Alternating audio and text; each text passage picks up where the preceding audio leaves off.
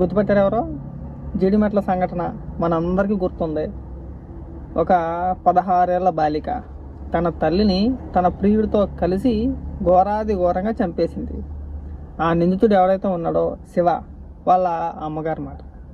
చంపేసిన తర్వాత ఈవిడ మాట్లాడిన మాటలు ఏంటంటే, నా దృష్టిలో సావదెంగడం అంటే ఆవిడ మాట్లాడిన పదాల మాట, చంపేయడం కరెక్టే, నా కొడుకుని అట్లనే బయట తెచ్చుకుంటా.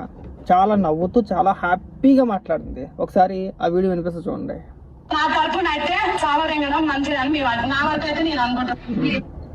ఆవిడన్న మాటల మాట, ఒక వ్యక్తిని తన కొడుకు, ఒక మహిళని తన కొడుకు చంపేస్తే ఏమాత్రం కూడా పశ్చాత్తాపం లేకుండా నా కొడుకు బ్రహ్మాండంగా చంపేశాడు నవ్వుతూ, నా కొడుకుని నేను ఎలాగ బయట తెచ్చుకున్నా నాకు తెలుసు, నేను బయట తెచ్చుకున్నాను చెప్పి చాలా హ్యాపీగా మాట్లాడింది.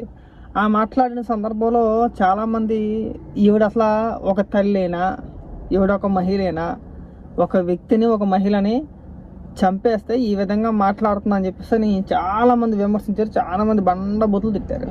అయితే విచిత్రంగా ఇవాళ ఏం జరిగిందంటే,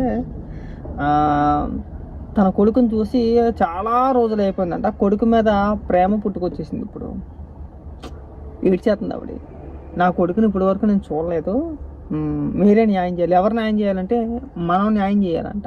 ఎవరో చూస్తున్న వ్యక్తులు, పోలీసు వారు, ప్రజలంతా కలిసి ఆవిడకి న్యాయం చేయాలంట. ఏంటి అంటే ఆవిడ కోరిక, నా కొడుకు చంపేసినా నాకు సంతోషమే, ఇబ్బంది ఏమీ లేదు, కానీ నా కొడుకును మాత్రం బయటికి తీసుకురావాలి, తీసుకొస్తే మీరందరూ కూడా నాకు న్యాయం చేసినట్టు అని మాట్లాడుతుంది.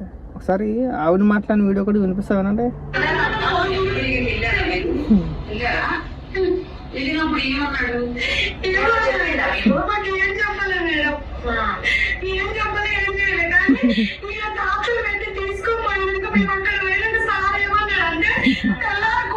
కాదమ్మా, అసలు నిన్ను మనిషిగా కూడా పోల్చలేము. నిన్ను బాగా తిట్టాలని ఉందా, కానీ ఒక మహిళ అయిపోయావు, కానీ నువ్వు తిట్టలేము. అసలు ఈ వీడియో చేయకూడదు అనుకున్నా. మనం ఏదో పొలిటికల్గా మాట్లాడుతున్నాం, అది వేరే అనుకున్నా, కానీ ఎందుకు మాట్లాడాలనుకుంటే కనుక సమాజంలో నీలాంటి తల్లులు ఉండడం అనేది సమాజానికి చాలా నష్టం అమ్మా. నీ కొడుకు జీవితాన్ని నీ చేతులారా నాశనం చేసింది నువ్వే. పైగా పశ్చాత్తాపం లేకుండా 10 మంది మన ముఖాన్ని తుపుక్కును ఓస్తారని ఇంగిత జ్ఞానం లేకుండా ప్రెస్ మీట్లో, అంటే ఒకరు వచ్చి ఇంటర్వ్యూ అడిగితే ఇంగిత జ్ఞానం లేకుండా, అంటే నీకు మెచ్యూరిటీ లేదని చెప్పేసి వాళ్ళకి కూడా నా ఫీలింగ్ అన్నమాట. మెచ్యూరిటీ ఉండి మనం చేస్తున్నది కరెక్టా తప్ప అని చెప్పేసి మనకు తెలుసుంటే కనుక నువ్వు ఆ విధంగా నవ్వుతూ చంపేయడం కరెక్టే అని నువ్వు మాట్లాడేదాన్ని కాదు. నీకు మెచ్యూరిటీ లేదు, పక్కన పెట్టేసాను అది. కానీ నీలాగే ఆవిడ కూడా ఒక తల్లి కదా, నీ కొడుకు పైన నీకు ఎంత ప్రేమ ఉందో తన కూతురు పైన కూడా తనకు అంతే ప్రేమ ఉంటుంది కదా. అలాంటి వ్యక్తిని, ఒక మహిళని తన ఇంట్లో పూజ చేస్తుండగా నీ కొడుకు, ఆ పిల్ల, అలాగే నీ చిన్న కొడుకు, అంటే నీ 2 కుమారులు కలిసి ఆ పిల్లతో పాటు ఆవిడ్ని చంపేస్తే కనీసం బాధ అనిపించలేదా? ఇక్కడికి వచ్చి నీ కొడుకు ఇప్పుడు నువ్వు ఏడ్చేస్తే అయిపోతా. ఏమంటున్నా తెలుసా నీకు? బయట నీచంగా తిడుతున్నారమ్మా నిన్ను. అంటే నాకు తిట్టే ఉద్దేశం లేదు, ఎందుకంటే ఇలాంటి కొన్ని విషయాల్లో నేను త్వరగా స్పందించను. ఎందుకంటే మన మైండ్ ఎందుకు పాడు చేసుకోవాలి? ఏదో ఒక సంఘటన జరిగింది, పొద్దులేస్తే రకరకాల సంఘటనలు వింటూ ఉంటాం. అవన్నీ విని చదివి మనం ఎక్కువగా ఫీల్ అయిపోతే మన మైండ్ మారిపోతూ ఉంటుంది. అనవసరంగా మనం ఫీల్ అవ్వాలి. ఎందుకు పాడు చేసుకోవడం అనేది నేను చూడను. కాకపోతే ఎందుకు మాట్లాడుతున్నానంటే, ఏది ఓపెన్ చేసినా, ట్విట్టర్ ఓపెన్ చేసినా, ఇన్స్టాగ్రామ్ ఓపెన్ చేసినా నువ్వే కనబడుతున్నావు నాకు. నిన్నే ట్రోల్ చేస్తున్నారు. ఆ రోజు నువ్వు చాలా హ్యాపీగా కొడుకు ఒక వ్యక్తిని చంపేస్తే మొట్టమొదటిసారి భారతదేశంలో కావచ్చు, లేదంటే నాకు తెలుసున్నంత వరకు, నాకు ఊహ తెలిసినంత వరకు, ఒక తల్లి సంతోషంగా నా కొడుకు చేసిన పని మంచిదే అని చెప్పిన ఏకైక తల్లి నువ్వే. మరి ఈ రోజున ఒక వ్యక్తిని చంపేస్తే కేసులు ఎదుర్కోకుండా ఎలా ఉంటాడో, మనం ఏడితే కొడుకు బయటకు వచ్చేస్తాడా? మరి నీకు ఆ మాత్రం ఇంగిత జ్ఞానం లేదు, ఉండాలా వద్దా? మనిషి అన్న తర్వాత కాస్త ఇంగిత జ్ఞానం ఉండాలండి. అంటే మరి ఎంత డ్రామానా? చంపేసి, అంటే నీ ప్రోత్సాహం లేకుండా నీ కొడుకు అలాంటి సంఘటన చేస్తాడా? అంటే అలాంటి ఘాతుకానికి పాల్పడతాడా?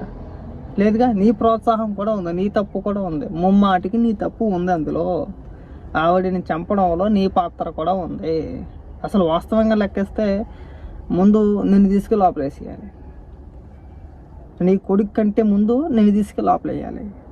పిల్లలకి ఏమాత్రం బాధ్యత లేకుండా ఆ పిల్లకి 16 ఏళ్ళు అనుకుంటా కదా, ఆ పాపకి 16 ఏళ్ళ పాపని నీ కొడుకు తీసుకొచ్చినప్పుడు, ఇంటికి తీసుకొచ్చినప్పుడు నువ్వు నిజంగా తల్లి అయి ఉంటే కనుక నీకేమాత్రం తెలివితేటలు ఉన్నా సరే నీ కొడుకుని మందలించి, నీకు నిండా మోసి 19 ఏళ్ళు లేవు, నువ్వు ఏ విధంగా పోషింటారు ఆ పిల్లని? నీకు పెళ్ళి కావాల్సి వచ్చిందా?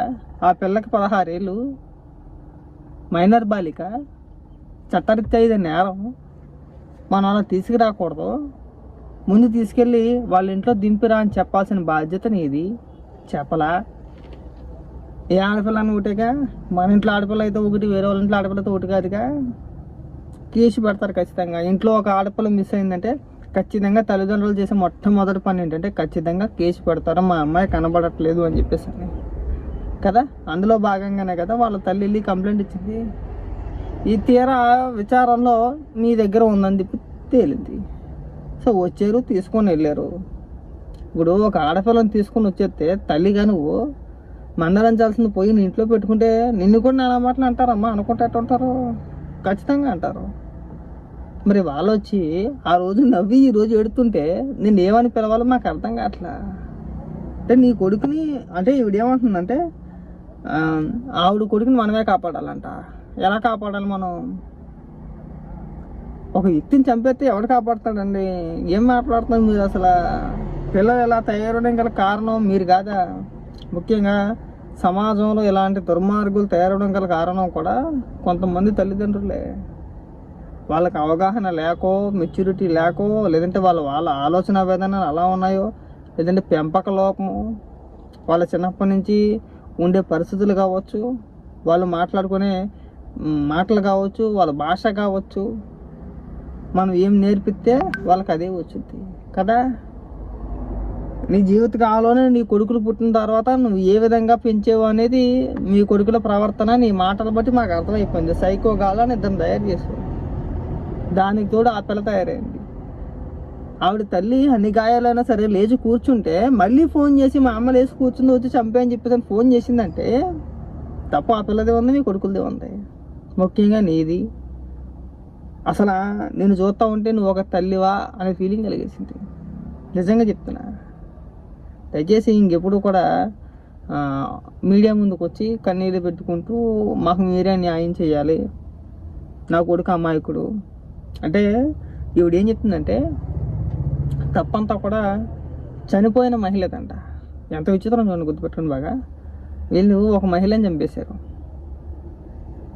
వీళ్ళ కొడుకులు కలిసి ఒక మహిళని చంపేశారు. చంపేసింది కాకుండా ప్రెస్ మీట్లో నవ్వుతూ చంపేయడం మంచిది అని చెప్పేసి చాలా సంతోషంగా హ్యాపీగా నా కొడుకులు నేను బయటకు తీసుకొచ్చాను చెప్పేసి అని మాట్లాడింది ఈవిడే. ఇవాళ మీరే కాపాడంటే మీరేంటి ఎవరంటే మనమే. వాళ్ళ కొడుకుని కాపాడాలంటే మనమే. అంటే ఒక వ్యక్తిని చంపేసిన వ్యక్తి, అంటే ఒక మహిళని చంపేసిన వ్యక్తిని మనం కాపాడాలంట. రీజన్ ఏంట్రా అంటే చనిపోయిన వ్యక్తి వీళ్ళ ఇంటికి దౌర్జన్యంగా వెళ్ళిందట. మరొక ఆడపిల్లని తీసుకొస్తే ఎవరన్నా అంతే కదమ్మా, కాదా? అంటే తీసుకొస్తే మీరు చంపేస్తారా? మీరు చంపేసినంత మాత్రం తప్పు ఆవిడది అయిపోద్దా?